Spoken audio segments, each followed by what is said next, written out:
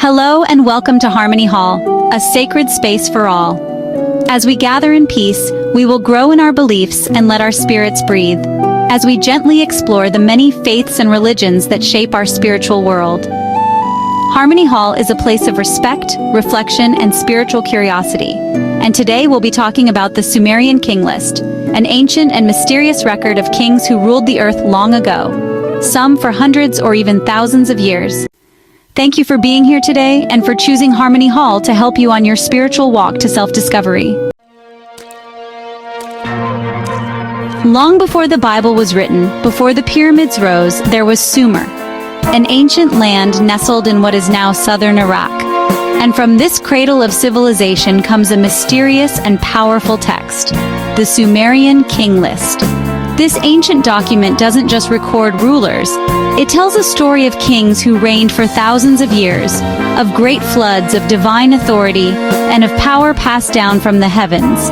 The list begins with a striking line. After kingship descended from heaven, kingship was in Eridu. These aren't just names, they're echoes of myth and memory. Some kings on this list supposedly ruled for 28,000 years, or more. But how do we understand this? Is it history, myth, or something in between?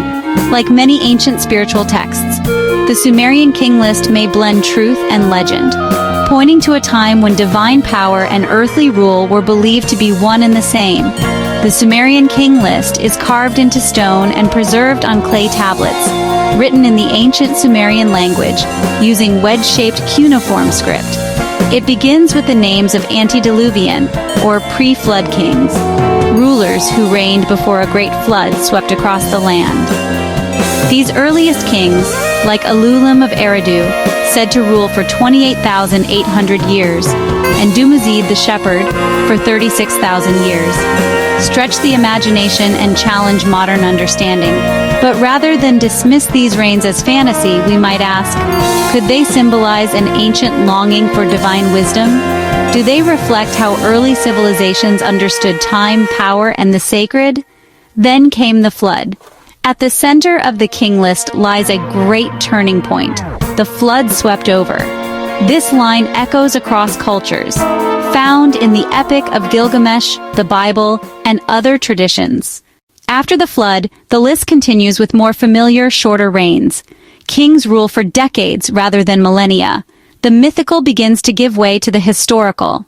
It's as if the King List moves from legend to memory, from divine reign to human governance, reminding us that the past is not always linear, but layered in mystery.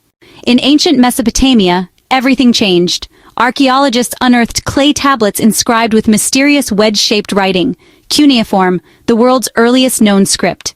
These discoveries opened a door to a civilization long lost, revealing secrets buried for millennia beneath the earth. Among these tablets was a remarkable find, the Sumerian King List, a record of rulers stretching back into the distant past, blending legend and fact. This list is not just a catalog of names, but a bridge between mythic beginnings and historical reality, compiled over centuries by Sumerian scribes. The King List wasn't just history, it was a tool to shape it. Scribes carefully selected which kings to include, sometimes omitting rivals or inventing reigns to legitimize current rulers. Their work was as much about crafting a narrative as recording events. The oldest versions date to around 2100 BCE, when city-states battled for dominance between the Tigris and Euphrates. In this fertile land, power shifted constantly, and the King List offered a sense of continuity amid the chaos. The scribe's goal? To show kingship as a divine institution handed down from the gods, always centered on one true king, even as capitals shifted. This idea helped unify the people, reinforcing the belief that order was divinely sanctioned, no matter who wore the crown. The most famous example, the Weld-Blundell prism, now sits in Oxford's Ashmolean Museum, covered in cuneiform script. This four-sided clay prism is a masterpiece of ancient record-keeping, preserving the names and deeds of kings for all time. Each line tells of a king, his city, and the length of his reign, a direct link to minds from over 4,000 years ago.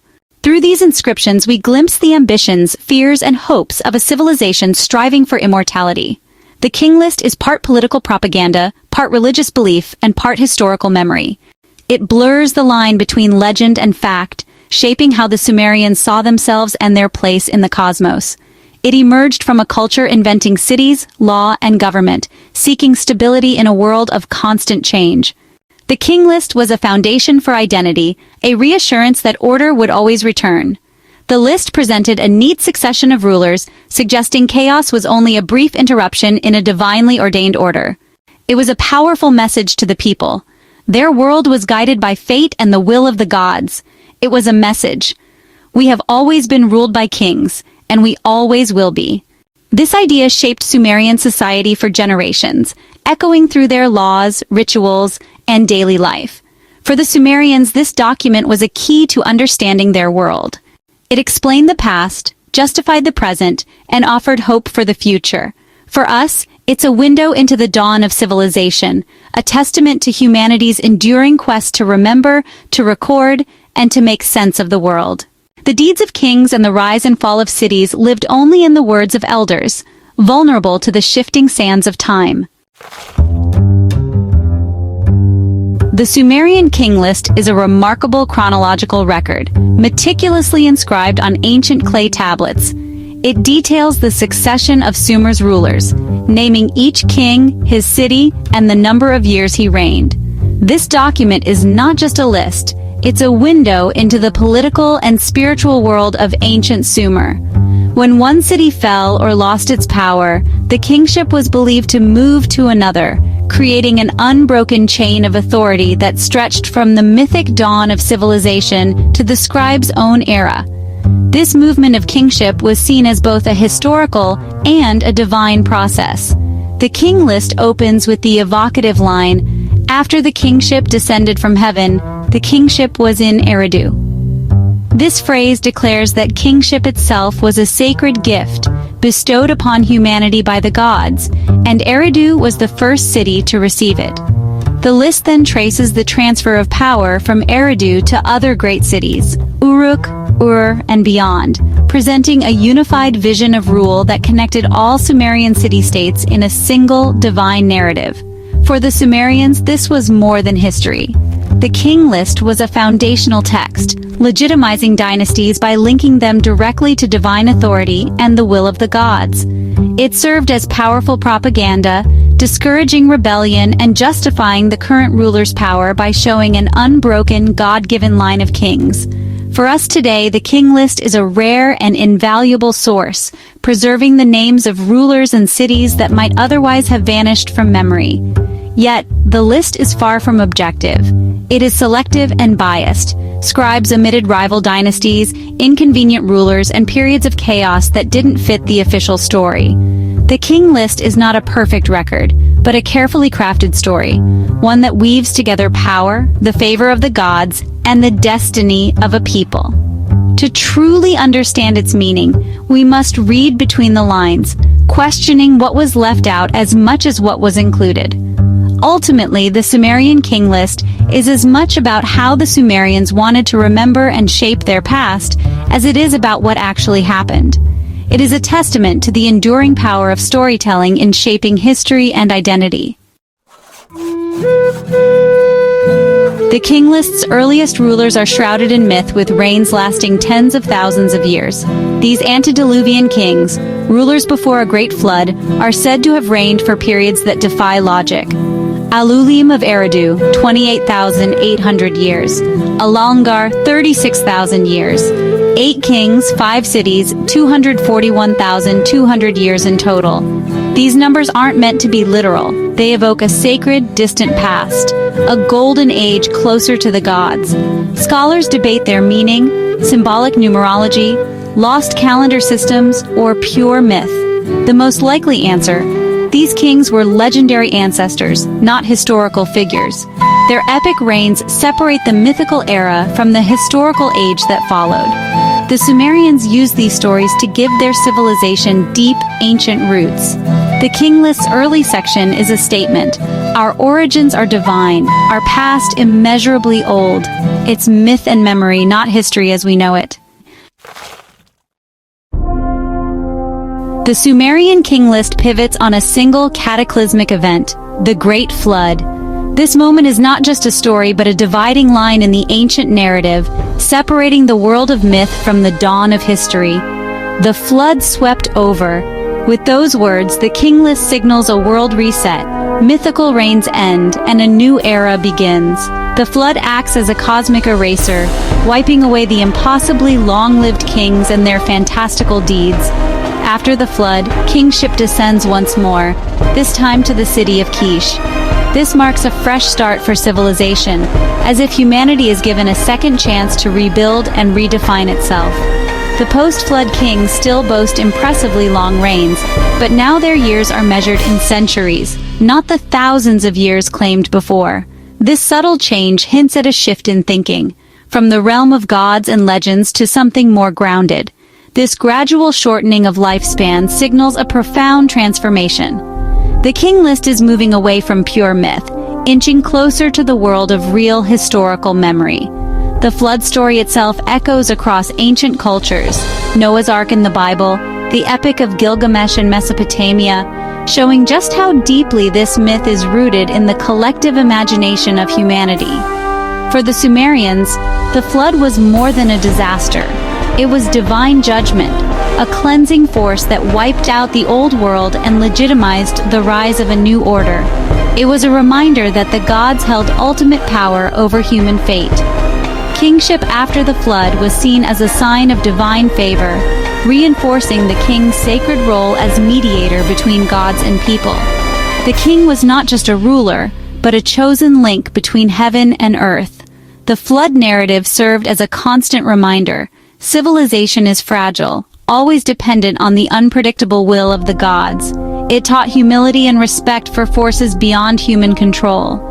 The King List uses this powerful myth to frame history as a cycle of destruction and renewal, where every end is also a new beginning. It's a potent tool for legitimizing new dynasties, connecting each new ruler to the divine narrative of survival and rebirth. The flood marks the boundary between legend and the beginnings of recorded history, a turning point where myth and memory meet, and the story of civilization truly begins. As the King List moves past the flood, myth and history begin to intertwine. Reigns become shorter and familiar names appear, like Enmerkar, Lugalbanda, and Gilgamesh of Uruk. These figures are legendary in Sumerian poetry, depicted as demigods and heroes. Yet the King List presents them as rulers, assigning them supernaturally long reigns. Most historians believe Gilgamesh was real, his deeds later mythologized. The list captures the moment when history becomes legend. For the Sumerians, there was no sharp line between gods and men or between fact and myth. The King List reflects a worldview where legendary heroes once ruled as kings. The King List survives because it was written on clay tablets, not paper. Scribes pressed cuneiform script into wet clay with reed styluses, then baked the tablets for durability. The most famous version, the Weld Blundell Prism, is just one of many, each with slight variations. The list was a living document, updated and edited by scribes to suit their times and rulers. No two versions are identical. Differences reveal shifting political agendas. Deciphering these tablets is painstaking.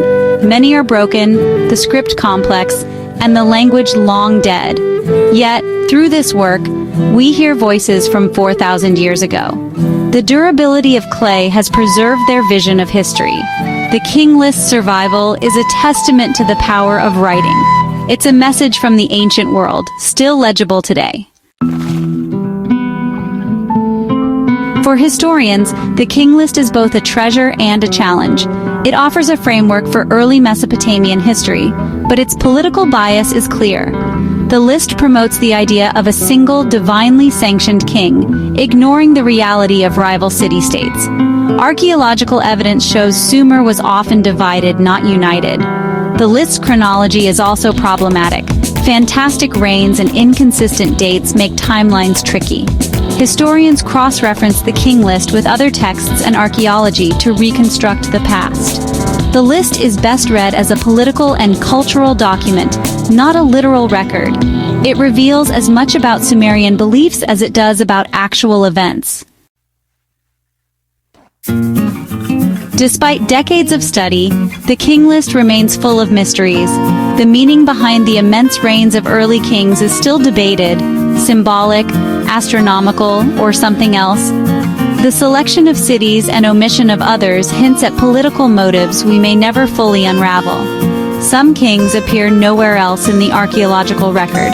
Are they fiction or waiting to be discovered? Each new dig could confirm or complicate the list's story. The King List invites us to keep questioning and exploring. Its riddles are part of its enduring allure. The Sumerian King List is more than an ancient artifact. It's a foundation for understanding civilization. It's one of humanity's first attempts to record its own past, blending myth and history into a single narrative. The list shows how ancient peoples used stories of gods and heroes to explain their world and legitimize power. Its influence echoes through later cultures from Babylon to the Hebrew Bible. The King List reminds us that history is storytelling, shaped by those in power. It challenges us to think critically about our own narratives. The questions it raises, about origins, leadership, and survival, are timeless.